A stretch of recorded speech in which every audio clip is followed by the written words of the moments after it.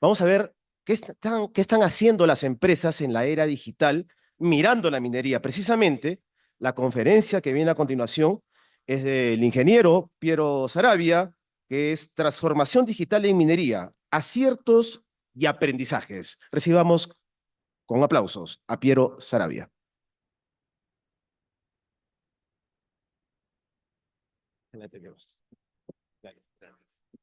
Buenas tardes con todos. Toca el difícil reto de mantenernos despiertos después del almuerzo. Un poco difícil. Yo también manda otro nuevo reto que es tratar de hacerlo en 20 minutos. Así que me van a disculpar si corro un poquito, porque este tema también me apasiona bastante y a veces me voy en flor. A ver, transformación digital en minería. Nosotros en Minsur tenemos más o menos 4 años desde que empezamos este recorrido y que me dieron el encargo. Yo antes estaba en finanzas y de pronto me dieron el encargo de crear un área de transformación digital. Y en ese entonces no tenía idea de qué significaba hacer transformación digital. La pregunta era, ¿qué significa hacer transformación digital para una compañía minera? Esa era la primera pregunta que tenía que responder. Y cuando me puse a pensar qué cosa puede ser digital en minería, se me venían a la cabeza imágenes como esta, ¿no? Decía, bueno, drones volando por todos lados, vehículos autónomos, palas autónomas que se mueven solas, humanoides con realidad virtual, realidad aumentada, y me empecé a desesperar. Y yo creo que es normal que uno se abrume cuando empieza a ver pues múltiples tecnologías que pueden generar supuestamente mucho impacto por todos lados y después vienen todos los proveedores, ¿no? A pedirte reuniones de 15, 20 minutos y uno se puede perder. Pero por otro lado, hace 4 años también yo preguntaba a algunas personas en la compañía, oye, ¿qué es para ti transformación digital? Y también me venían con cosas como esta, ¿no? Bueno, es que yo hoy tengo todo en Excel y para mí la transformación digital sería entrar a Power BI. Uf, eso ya sería, pero transformación digital. ¿No? Entonces, por un extremo tenía los entusiastas que me decían, no, transformación digital es, hay que hacer una mina 100% digital. Y por otro lado, no, yo necesito Power BI. Entonces, yo decía, dentro de mí, bueno, soy economista, en ese momento estaba en el rol de finanzas. Creo que el primer reto, y voy a tratar de resumir nuestro camino en Minsur en 5 pasos, creo que nuestro primer reto, bueno, así es como estaba mi cabeza en ese entonces, ¿no? Un poco mareado, no saber qué hacer. El reto uno era entender dónde estaba el valor, dónde está el valor de lo digital en minería para una empresa minera como Minsur. Entonces, fui a conversar con muchos ejecutivos que habían pasado ya por esto en Chile, ¿no? Colegas de Codelco, de AMSA, de Freeport también, y con consultoras. Y en un momento llegué a conversar con un equipo de McKinsey que me mostró esta lámina que fue muy, muy reveladora. Esto quizá ya evolucionó un poco, pero hace 4 años veíamos que el mayor potencial de generar valor en minería con lo digital, si lo dividimos en tres grandes bloques, ¿no? Digitalización per se, ¿no? Hacer todo lo que hacemos hoy manualmente, en papeles, digitalizarlo. Analítica avanzada, que es manejarnos con base a datos y automatización, ¿no? Vehículos autónomos, plantas autónomas. El mayor valor se encontraba en analítica avanzada, casi 50% del valor que se puede generar, y esto medido en EBITDA adicional que se puede generar con lo digital, ¿no? O sea, en una transformación digital de cada 100 millones de dólares de EBITDA adicional que puede generar a la compañía en el resultado, 50 pueden venir por analítica avanzada. Entonces yo decía, bueno, entonces hay que aprender a hacer analítica avanzada. Y ahí venía el segundo reto, ¿no? Paso 2, asegurar el alineamiento con la estrategia de negocio y el foco. Esto fue fundamental y es hasta ahora fundamental. El alineamiento con la estrategia de negocio se tiene que dar para poder asegurar la sostenibilidad y recursos de cualquier transformación. Y esto de nuevo por lo que les decía al inicio, la transformación digital puede sonar como algo muy abrumador y si nos empezamos a enfocar en distintas cosas, esto puede salir mal, ¿no? Entonces, a veces cuando me preguntan, oye, ¿cuál es tu estrategia de transformación digital? Yo, un momentito, la estrategia es una sola. La compañía tiene una estrategia de negocio, tiene KPIs que cumplir, tiene una aspiración, tiene palancas de valor. Entonces, tenemos que pensar en cómo la transformación digital puede ayudarnos a cumplir más rápidamente esos objetivos de negocio. Porque si no, corremos el riesgo de empezar a emocionarnos con la tecnología, ¿cierto? Porque hay cosas muy bacanas, muy interesantes que pueden resolver muchos retos. pero en la medida de que estos estén alineados a la estrategia de negocio, es mucho más factible que captemos recursos, ¿no? Imagínense que están sentados frente a un comité directivo, ¿no? A la alta dirección de la compañía, y les dicen, bueno, quiero aplicar una tecnología que me va a permitir, eh, con unos lentes, ver por dónde se están moviendo los camiones. Lo primero que me va a preguntar el director ya es, ¿para qué? ¿No? Ah, bueno, no, porque puedo ver si está usando toda su disponibilidad, pero ¿para qué? Cuando preguntas unos 4 o 5 para qué es, finalmente quizá el valor no estaba tanto por ahí, ¿no? Entonces tenemos que asegurar que lo que vamos a plantear está muy alineado a la estrategia. Si en ese momento la estrategia es reducir costos, tú dile a tu comité directivo, voy a aplicar analítica avanzada para reducir costos, para bajar el costo por tonelada tratada, o si es aumentar la productividad, para mejorar la productividad. O quizá es una compañía que tuvo accidentes fatales o un accidente fatal reciente y lo único que está en la cabeza del CEO es cómo me convierto en la mina más segura del mundo. La estrategia de la compañía hoy va hacia seguridad. Entonces ahí quizá conviene orientar los esfuerzos en casos de uso que te van a mejorar la seguridad. Entonces busquemos ese alineamiento. Y una palabra clave es foco. El foco, sobre todo al inicio, ayuda mucho a tener victorias rápidas, ¿no? Estos famosos quick wins y no emocionarnos con la tecnología. Si uno pretende que puede hacer un montón de implementaciones en diversos frentes muy rápido al mismo tiempo, muy difícilmente va a poder generar una transformación sostenible en el tiempo, ¿no? Porque va a empezar a poner tecnologías, algunas van a funcionar, otras no, y vas a tener al final un cementerio de pruebas de concepto, de pilotos. Entonces yo lo que recomiendo siempre es foco. Foco y obviamente muy alineado a la estrategia de negocio. La transformación digital tiene que ser un potenciador de la estrategia de negocio, no una estrategia aislada. ¿Ok? Paso 3, desarrollar las capacidades necesarias. Si hemos decidido que el esfuerzo va a estar por aplicar analítica avanzada, en plantas concentradoras, que es donde nos decía McKinsey en esa lámina, ¿no? Que estaba las principales fuentes de valor, necesitamos tener algunas capacidades que hoy no existen o no tenemos, ¿cierto? Entonces, para una estrategia enfocada en analítica avanzada, en ese entonces, para nosotros en Minsur, requeríamos tener algunos nuevos roles y fortalecer capacidades internas, ¿no? Y aquí aparecen algunos roles que ya están muy maduros en otras industrias, ¿no? Eso es lo interesante. Por ejemplo, el científico de datos. Hoy uno va a un banco, a un retail, a cualquier compañía de estas de consumo masivo y tiene probablemente muchísimos científicos de datos en la planilla. Uno va a las empresas mineras y hoy ya quizá un poquito más, pero hace 4 años no existían. No habían científicos de datos en operaciones mineras. Y este es un rol clave para poder hacer analítica avanzada de forma correcta, ¿no? El científico de datos es el que tiene toda la capacidad de poder crear los modelos, los algoritmos que predicen, ¿no? Por ejemplo, el algoritmo que predice cuándo un molino va a fallar o el algoritmo que predice cuánto va a ser la recuperación para poder optimizarla. Toda esa capacidad de armar modelos matemáticos, estadísticos, la tiene el científico de datos. Entonces es un rol que en definitiva se necesita. Otro rol que apareció nuevo y que hoy nos cuesta mucho todavía formar y retener sobre todo es este rol del traductor. Pero no es el traductor que traduce de inglés a español o de español a quechua, de quechua a español. Es el traductor de dos lenguajes o dos mundos totalmente distintos. El mundo de las operaciones y el mundo de la ciencia de datos. Entonces, ¿cómo el científico de datos que viene de el BCP o de Saga Falabella va a entender, hace para entender cómo operan los ingenieros en la planta concentradora?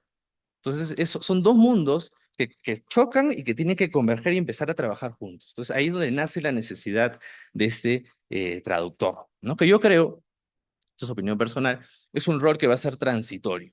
El momento en que este tema de la ciencia de datos ya esté más embedida en las capacidades normales de todo el mundo, ya no se va a necesitar quizá un traductor, pero hoy es fundamental. Y ahora les cuento un caso, un ratito, de cómo trabaja este rol. Otro rol que tiene que estar en estos proyectos que no es tan nuevo, ya ingeniero de datos probablemente sí hay en los equipos de TI, ¿no? De tecnología y el software. Estos dos ya existen, ya se conocen, pero lo nuevo es que son dos roles que deben estar en las células de implementación de un proyecto de analítica. tienen que también aprender el idioma del negocio. Tienes que tener un ingeniero de datos que entienda cómo funciona la planta concentradora, que entienda cómo funciona el proceso de minado, el acarreo, que entienda todo para poder aplicar bien, hacer bien su trabajo.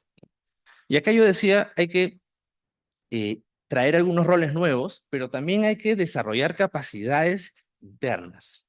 Necesitamos que la gente de la operación, que todos los ingenieros de la operación también entiendan cada vez un poco más de este mundo de la ciencia de datos.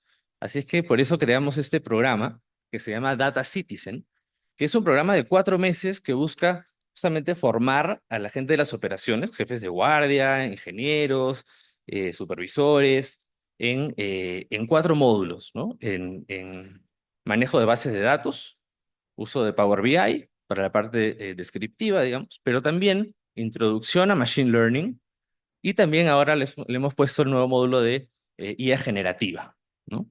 Entonces, ¿por qué esto es importante? Imagínense 2 escenarios, ¿no? Un escenario en el que viene alguien del corporativo, ¿no? El de Lima viene y le dice al gerente de la operación, tengo una oportunidad para ti para que mejores para que mejores la producción en la planta. Ese escenario uno. O escenario dos, alguien de la planta le dice a su gerente, jefe, acá creo que hay una oportunidad interesante porque ya entiendo cómo funciona la analítica y acá y claramente tenemos la data para resolver. Obviamente en el segundo escenario la probabilidad de éxito es mucho mayor, ¿no es cierto? Entonces, cuando nosotros logremos que esta capacidad de la ciencia de datos esté ya en las operaciones, los proyectos van a empezar a surgir desde la operación. Entonces, eso es lo que buscamos con este programa, ¿no? Que las ideas sean, que nazcan y se gesten dentro de las operaciones. Y ese programa ha venido evolucionando y luego de varias promociones de egresados nos dimos cuenta de que la gente se le había metido este bichito de querer seguir aprendiendo y seguir formándose. Entonces, por eso creamos esta comunidad de Data Cities. Ya no es solo un programa de capacitación, sino ahora es una comunidad que ya son más de 80 miembros en esta comunidad de las diferentes operaciones de Minsur y Marcobre, que se juntan cada cierto tiempo, que comparten buenas prácticas, que aprenden juntos. Entonces, se ha creado una comunidad de aprendizaje constante que lo que hace es que podamos tener nuevas iniciativas y cada vez de más impacto en todas las operaciones. Y les decía, hay que crear capacidades, pero también es importante tener un modelo operativo que funcione. Y si quieren tomarle foto a algo, esta es la lámina, porque es llegar a esta receta de funcionamiento es lo que más nos costó en estos 4 años. De muchas experiencias buenas, pero también malas, terribles, catastróficas, sobre todo en las últimas, varias, nos llevaron a entender que necesitábamos un modelo en el que se conforme una célula multifuncional, es decir, con perfiles de ciencia de datos, ahí ven al científico de datos, al ingeniero de datos, al software, pero también la gente de la operación, el metalurgista, el operador del cuarto de control, el traductor, ¿no? Todos ellos tienen que trabajar juntos para resolver los problemas que se generan, ¿no? Este es un caso que se implementó en Minajusta, donde ya tenemos unos modelos que nos permiten, es un modelo prescriptivo, ¿no? Un recomendador para la gente de la planta de sulfuros, en el que el modelo te dice, ¿no? Para estas condiciones de mineral que están llegando, vas a maximizar la recuperación poniendo tanto de promotor, haciendo tanto de tal y tal. Te da la receta óptima, ¿no? Para mejorar la recuperación y para mejorar el throughput también, ¿no? Bájale las bolas, ponle más potencia al molino, etcétera. Entonces, em, con este proyecto ya hemos logrado capturar solo en el primer año más de 15 millones de dólares de impacto utilizando Data Analytics. Entonces, ¿y por qué funcionó? Porque tenemos una célula, un equipo de expertos de diferentes disciplinas trabajando juntos bajo un mismo y único objetivo, que es aumentar el cobre fino. Ellos se despiertan pensando en cómo aumentar el cobre fino y se van a dormir pensando en cómo aumentar el cobre fino. El único objetivo que tienen. Entonces puede ser que tengan que sacrificar algún objetivo de mina, sacrificar algún otro KPI para que juntos logren el único objetivo de aumentar cobre fino. Entonces esto lo que hace es empieza a romper silos, ¿no? Ya no es que maximizo el KPI de mina, maximizo el KPI de planta, ahora es maximizo la producción de cobre fino. Entonces, ¿Qué empieza a ocurrir, ¿no? Cuando, como este es un modelo recomendador, cuando uno le hace una recomendación, uno puede aceptar la recomendación o rechazar la recomendación. Puede aceptar la recomendación e implementar la recomendación, o aceptarla y no implementarla. Entonces nosotros medimos eso, ¿no? Medimos cuánto se acepta, cuánto se implementa. Entonces cuando vemos que algunas recomendaciones empiezan a dejar de aceptarse, o se rechazan muy seguido, se gatilla una instancia que se llama RDP, resolución de problemas. Entonces lo que se hace es, se junta todo el equipo y se investiga, ¿no? Oye, ¿por qué se están rechazando las recomendaciones? ¿Qué está pasando? A veces hay que reentrenar el modelo, meter una variable más. Entonces, es una célula que permanentemente está buscando capturar valor. Entonces ya descubrimos que esa es la receta que nos funciona, estamos madurándola y es la que vamos a empezar a desplegar. Y las instancias, ¿no? El sprint planning, sprint review, sprint retrospective, son parte de la metodología ágil que hemos implementado para este tipo de proyectos, ¿no? O sea, nosotros planificamos en un sprint de 2 semanas qué vamos a hacer en las próximas 2 semanas. Luego de las 2 semanas vemos qué funcionó, qué no funcionó, qué aprendimos del proceso. Entonces, una vez que ya sabemos cómo se implementa, hay que implementar, ¿no? Implementar, aprender, porque nos vamos a equivocar de todas maneras. Esto es algo nuevo para nosotros, es algo nuevo, pero para la industria es algo nuevo también, ¿no? La industria minera no es experta todavía en hacer modelos analíticos, en implementar modelos analíticos. Entonces, nos vamos a equivocar, hay que aprender de los errores, corregirlos, luego empezar a madurar y escalar, ¿no? Este paso 4 son como 5 1, pero se entiende, ¿no? Hay que implementar, probar, equivocarse y seguir escalando. Nosotros en Minsur, Marcobre, eh, hemos enfocado nuestros esfuerzos en productividad, ¿no? Ser más productivos, producir más a menor costo, ser más seguros y más sostenibles, ¿no? Son nuestras palancas de negocio, donde tiene que estar ahí la transformación digital. Entonces, por ejemplo, tenemos muchos casos de machine learning para optimizar producción en plantas de procesos, como el caso que les acabo de comentar. Ese también ya lo hemos implementado en la fundición de estaño en Pisco, igualito un modelo que recomienda la receta óptima, ¿no? También tenemos un caso para reducir los costos de energía, que de hecho acá Kevin del equipo de Minsur también nos va a comentar en una charla técnica más detalles, ¿no? Pero logramos predecir el momento de máxima demanda de energía del país y con eso podemos ahorrar bastantes costos en nuestras operaciones. Computer Vision también estamos usando para mejorar seguridad y salud de las personas, ¿no? Por ejemplo, tenemos un caso muy interesante donde los conductores de buses de personal típicamente hacían adelantamientos prohibidos, ¿no? Es un adelantamiento prohibido, estás en una carretera de una sola vía y de pronto adelantas 3 camiones seguidos o adelantas en una curva. Cuando haces eso, estás poniendo en riesgo la vida de mucha gente. Entonces, este modelo con Computer Vision ya está pudiendo darse cuenta cuando un conductor está haciendo algo de este tipo, ¿no? Entonces, imagínense poder reducir accidentes de tránsito en la industria. Y también estamos aplicando inteligencia artificial generativa y desarrollo de apps, ¿no? Aplicaciones para ser más productivos y tener mayor bienestar. El bienestar ya no es algo que nosotros buscamos, algo adicional que podemos traer con tecnología. El bienestar está en nuestro ADN. O sea, en Minsur tenemos un propósito declarado, que es mejoramos la vida transformando minerales en bienestar.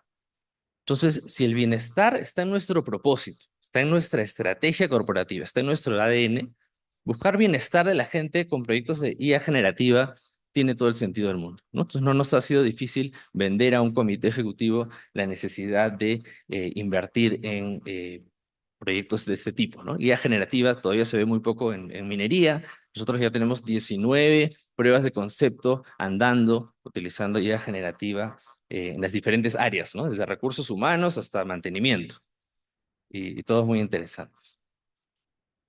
Luego el paso 5, que quizá no está en orden, o sea, no tiene que ser el último, podría ser el primero idealmente, es fortalecer la mentalidad digital en toda la organización. O sea, para hacer una transformación digital, no tenemos que comprar tecnologías, tenemos que cambiar la cultura, tenemos que cambiar el chip de la gente, ¿no? Trabajar la mentalidad digital en toda la organización. ¿Y qué cosa compone esta mentalidad digital?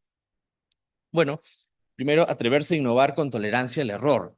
¿no? Necesitamos forjar una cultura donde la gente se atreva a probar sabiendo que no va a ser castigado, ¿no? Entonces, esto va para la gente que trabaja en la mina como para los supervisores, ¿no? Los jefes tienen que también permitir a sus subordinados, a sus equipos, proponer ideas, acogerlas, ¿no? Entonces, para esto hemos creado instancias como programa de innovación digital, donde cualquiera puede proponer una idea y finalmente se ejecuta, ¿no?